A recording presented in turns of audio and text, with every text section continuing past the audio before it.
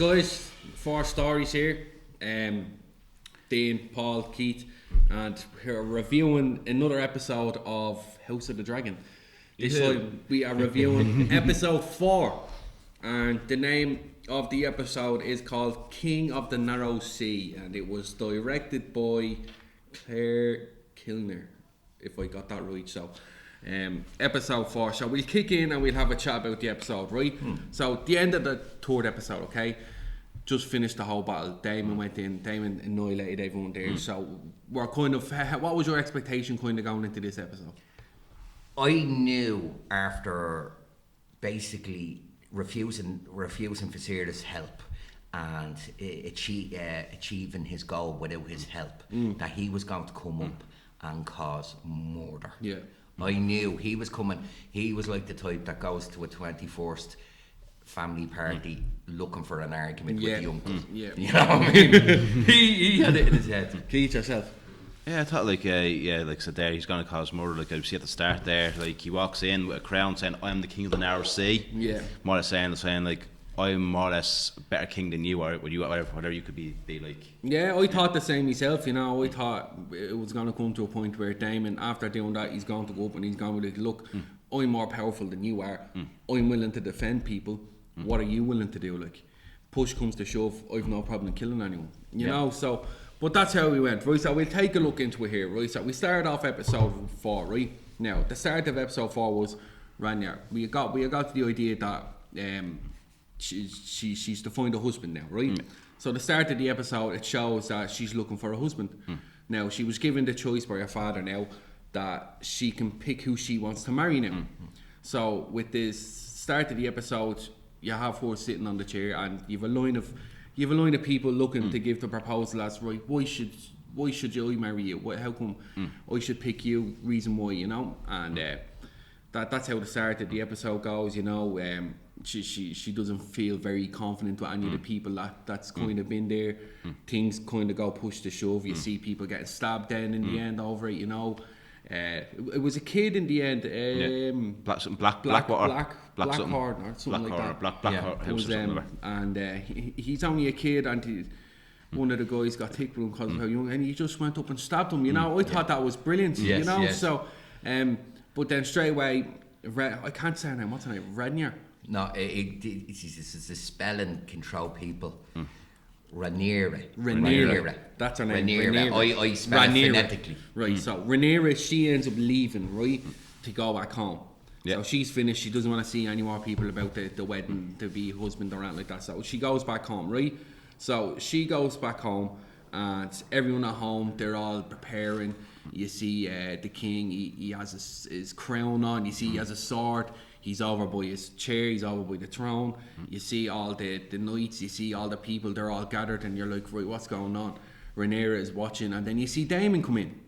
So everyone has obviously came back to welcome Daemon back. Daemon has just obviously killed everyone we're in Silver Step or Silverstone. And so his brother is here to welcome him back, say, look, well done, you've done well. He's seen he has the crown on. He's like, oh, so you think you're a king as well now? Yeah. You know, so what's this? He goes, oh, I'm the king of the narrow sea now. I've killed everyone there. They've called me into their tribe, like, so I'm the king there. And he says, but you see, he gets on his knee for him and he says, look, you can have me throned though if this makes you feel better. Like, how did you feel about that scene? I thought it was very clever. It was very clever. As I said, the thing about Daemon is that you just don't know what he's going to do. Yeah. You don't know if you're going to get his pleasant side, his helpful side, or his pure bastard side. Yeah. And he plays it off that when people think he's going to be a bastard, he actually does something He's the decent. total opposite, which is great. So I loved it. I loved it. His acting, the way he could walk. You said before, it's not always the lines; it's how he walks in, how he presents himself. And then when he takes it off and says, but you are my king, that was him. Tried to rub it in his face as if, like, I'm not going to. It's him playing the game. Yeah. You're the king. Do you get me? I thought it was fantastic. Keith? Yeah, I thought it was fantastic scene. It just builds up that Damon. I said there, he wouldn't know what he's going to do. It's more or less, you're going to get either said good or bad Damon. So more or less, he had the good Damon. Well, hopefully good Damon, but I reckon he's playing a little bit sinister in the scene. Yeah. So with that, then they all start to feast. You know, like they usually do. They all drink their wine and they feast together. Ranier, Damon and the king and the queen, they're all talking amongst themselves and stuff. He's offering to show them the gallery and stuff. And Ranier comes and says, "Oh, I want to take a look." But they're all like pushing her. The king doesn't want that much to do with her whatsoever, you know. And she kind of feels that, and she doesn't really like that. So she kind of goes off by her own thing. Then, you know what I mean? So, and then with that, shortly after this scene, you kind of see that the king he has his baby. Then, the new baby is born. So, but with that, what's the problem with the baby? The second baby. What's up with the second baby? It's a girl. If I'm right, No. Was it not a girl? Wasn't it? I think the baby he had was a girl, no? Well, no, in the law, you think your one gives him 2 sons and 1 girl, so I think the girl comes last. Maybe. Yeah, she has a girl from what I've seen, like, do you know what I mean? Yeah. So I could be wrong. I could be wrong. Follow babies as well. So, but all this going on though, right? This Renier then, right? She ends up going to her room. Rhaenyra. I keep getting apologies. Yeah, now you're thinking of another. Did you watch this episode then? I did. I can't pronounce the names. They're very. Rhaenyra. Yeah, Rhaenyra. Rhaenyra. Right, that's probably the way I spelled it. That's probably why. I spell it phonetically, as I said, to get. I spell it totally. I nearly spell it like Ragnar, which is weird. But with that, she goes to her room and then she sees there's a note left for her. She sees this like directions and stuff. So she finds this little secret passage to get out from the wall. So then she goes and she meets Damon then. So with that, they go to this like it's like an underground. It's like a underground kind of village, like, you know what I mean? It's like a dark village and it's pretty cool, like, do you know what I mean? The way it's all done, like. I don't know what you call it, like a red light district type of area. Yeah, more like a brothel road. Brothel road. Yeah, that's what you call it, like, right? So she meets Damon and Damon starts to show her around, you know. Take a look at things, and she's dressed as a commoner. Yeah, so she looks like a boy. Yeah. Everyone keeps calling her a boy. Yeah. So with that, he's showing her around. She's seeing all the different types of people that is there, and then they end up coming across this show. They come across the show with it, which is actually mocking them, mocking the king because they had the boy. The boy died. They wanted to put the Ranier as. In the throne and Rhaenyra, and they keep taking the piss out of why she's there, and she finds it a bit funny, you know. But you're kind of like, right, she ends up leaving that part then, right? So they're with all this, right? So with all this, you have the king then in the back. He summons his wife then, but he only summons his wife for one thing. To do the deed, like, do you know what I mean? He wants another boy, so he's going to have another boy. So straight away, he's already galloping up on her. But you can see it in her though. In that scene, you can see it in her. She doesn't want this whatsoever. She chose totally wrong. Yeah, she's not even acknowledging it. And he's saying to her, he was saying something about, this is your deed or something as my wife. Do you know what I mean? Said something along. That wasn't the exact line he said, but it was something along. But that was kind of a go at her to say, like, look. You're queen, but this is what you're here for. Yes. I want kids. This is what you're here for. You're going to give me my kids, like so. And she kind of understands that, you know, and she's probably kind of thinking of his whole. She's doing her his duties. Do you know what I mean? Thinking of the country, thinking of the. Most definitely. So with that, we go back to Damon and the princess, right? So it comes back to them. They end up in a brawl. Well, you've got a little bit biff though. There's a scene there where after the play, where Rhaenyra runs off, and someone catches her. One of the knights catch her. Yeah, that's the night I meant to throw. You're strong. Yeah, right. Yeah, and he catches her straight away, and he says, "Princess, look, but that's stupid." Then because he sees Damon coming around, so acts stupid and tells him to go on. Like, you're right. Yeah. Sorry about that, Keith. I know, Just for future episodes, I wanted to keep it a nice small summary. But I won't include every scene, okay? I know, but it's in future episodes more important, so just let you know we know about him. Anyway, thanks, Keith. I appreciate the help. They end up in a brawl. Watch the episode, really. Damon and Rhaenyra end up in a brawl. Yeah. And there's mad scenes going out. There was actually apparently this scene alone was causing uproar with some viewers over it, you know, because the actress herself, because she was a bit young, They think she shouldn't have been doing this. But she's actually 22. But people, it's acting. It's like it's nothing's really going on with them, you know. So I don't understand. I didn't even think it was that bad. Sure, it was like when Game of Thrones when Arya, like, she went over the age of 18 or 19, and she had a sex scene with another actor in later seasons, and people went nuts over that. So and she was well over age and all that, and she wanted to do that. Yeah. The other thing is you did some extra work on Game of Thrones as well. They actually get porn stars in to do some of the scenes. They actually get porn stars. Some of the extras get to work with, because it's just they want it to be wild. It was wild. In fairness. Sure, I think Tyrion's girlfriend, you know, Shay. She was originally a porn star, so that's why. Then with that, right, Daemon and Rhaenyra, they end up getting a little bit intimate with each other. And then one or two things happened with each other. Next thing led to another. So then I think she probably felt a bit guilty. She left, but he says something very common. He's telling her that marriage is only a political thing. And she can love who she loves. And then he goes off. So he was teaching her that. And then he goes off with a whore or something like that. He can't do it. Like he can't go right through. So she ended up going home. She seemed a bit pissed or whatever about it. She went home, and then she met with the knight. Sir Tristan. So Tristan, he knocked on the door, started talking, and she ends up bringing him in. Next thing you know, one thing led to another, and then them two are going for it. So things are starting to get a little bit interesting and heated. So we are kind of thinking, who does she want? Like, does she want Sir Tristan? Does she want Daemon? Are them two going to come together? What's your opinion on it? Like, she's a conflicted character. She wants. Part of her wants Daemon. Part of her definitely wants Daemon. And it actually probably would be good for the crown for Daemon to marry her. Like, but it's. I think we get that she doesn't want to live by any stringent rules. She wants to do her own thing. We see she wants to sleep who she wants to sleep. And I think it's just kind of. Sir Kristen was always there by her side. And I think she has a heavy heart. I think she's a heavy heart for him. But she loves Daemon. She loves. There's a fascination with Daemon. Because he's the total opposite to her father. Like, it's one of them bad boy attitudes he has now, which is exactly. Keith, what do you think? Yeah, I think she has a strong like for Daemon. So like, I feel like it will over-consume her one day, and I feel like, as fair enough, she wants to be a free spirit.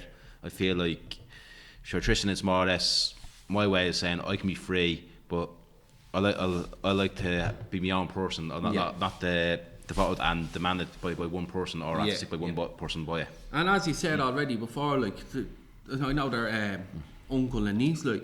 But as you said, that was normal in their day. That was normal, especially with the Targaryens, protect their bloodlines. Exactly. So based on the Egyptians, Cleopatra and stuff like that. So I think was it Paddy Contington and the first wife from the first episode. They were cousins, I think. Yes. Cousins, and that's one of the reasons they had so many problem children, stillborn and stuff. So we're going to kick on, and with that, the king has been informed about what has happened. And it was by his right-hand man, what's his name? Sir Otto. Sir Otto, yeah. Sir Otto. He had informed him, look, your daughter was spotted last night in a brothel with your brother. Things got heated. And the king, obviously, he was offended by these accusations, you know. He said to him, well, you're wrong, so bring me the head of whoever this person is. I want to speak to them if they're going to make such accusations about my daughter. And so he kind of stands to understand it then, and you have the queen. Then she meets with Rhaenyra. She meets with Rhaenyra and starts talking to her about it also. Look, you were spotted last night. What happened? Oh, he just took me out. He talked me out. He wanted to show me. We went and seen a play. He showed me some fun. No, that's a lie. We're told what happened between you and Daemon. So, and I think that shows between Rhaenyra and Alicent that they're becoming more and more strained. They're now moving towards enemies, aren't they? Alicent is really putting her mark down, saying, look, I'm the queen here, so I'm going to speak to you as I'm supposed to speak to you. Now, this is how it's going to work, like. So it's...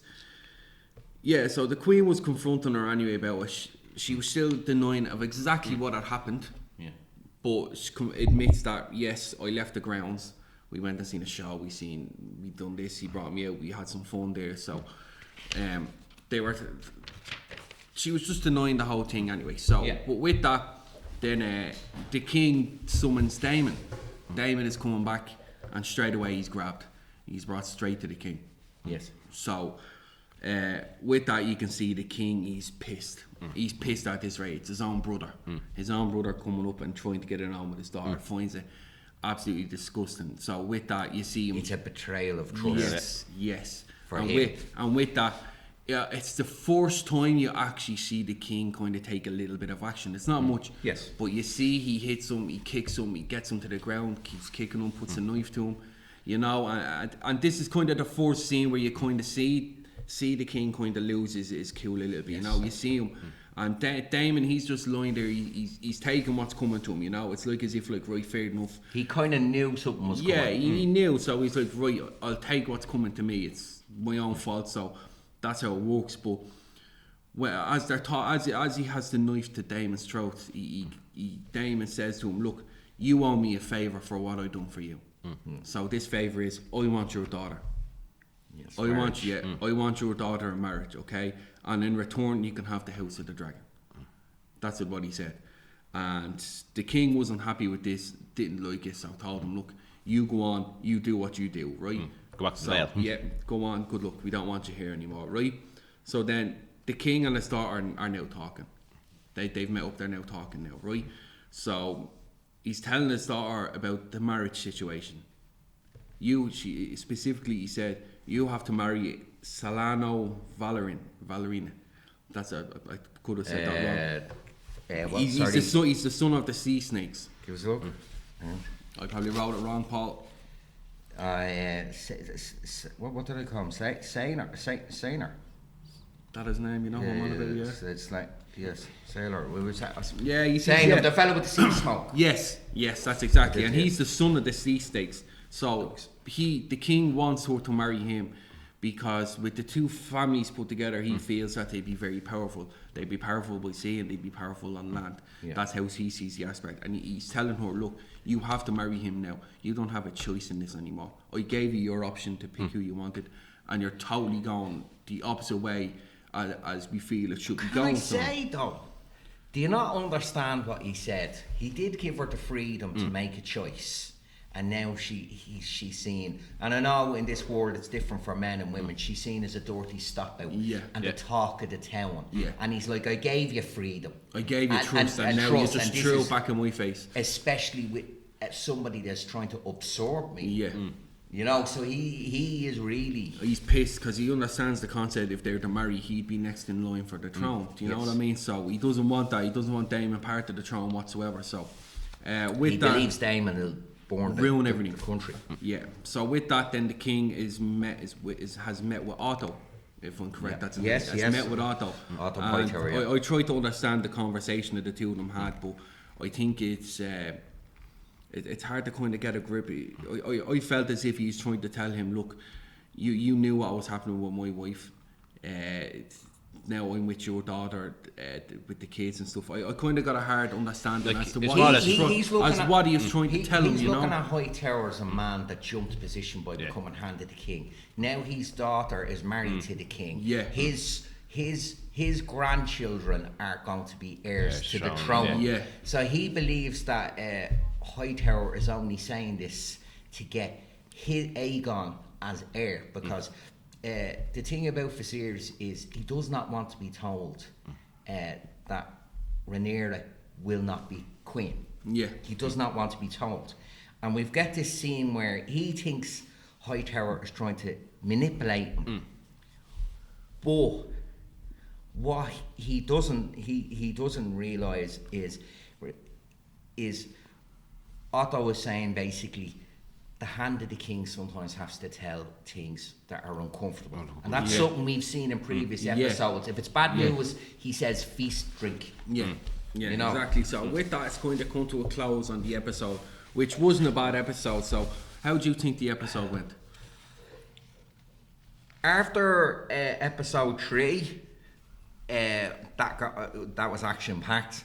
You expected more. Yeah, but I think this is again like a set-up episode. Yeah. This is setting up the seeds of discontent. Yeah. So I enjoyed the episode, but this was more the politics of King's Landing. Right. And I have to say, Matt Smith, again, putting in a fantastic performance. He doesn't have to have that many Brilliant. lines to do Brilliant, it. yeah. He just does it all. Oh, he's But stealing the show, yeah. everybody plays their part, and you know, like the one thing George R. R. Martin says, that the archetypes repeat themselves. So we're seeing the same kind of things happening, Yeah. different characters in Absolutely, different yeah. times. But yeah, I really enjoyed it, and it showed how Viserys isn't the greatest king. Yeah. In my opinion, Yes. he's unafraid to make decisions. Yeah. And that's how I felt. And you're about rating it. out of 10. What would you give the episode out of 10? This one, I'd give it an 8. An 8. I enjoyed it. That's not bad. I enjoyed it. I'm looking for action. Brilliant. The next two. How did you feel about the episode and your rating? I liked the episode. I thought it wasn't as action packed as episode 3. So, but I said there, setting up seeds. Like there is some seeds that will lead up to the next episode for episode 5 that will show from this. So I reckon so. I said there a 7. I'll give it a 7 because I think that's the way the episode, because it wasn't as good as episode 7 3. out of 10. 7 out of 10. Yeah. That's good, yeah. I myself, I'd probably give it a 7 out of 10 as well. You know, I was hoping there would have been a little bit more action in it. There wasn't, but you can see the conflict between the family itself. You can see the whole family, and the story is shown now that the whole family is breaking apart.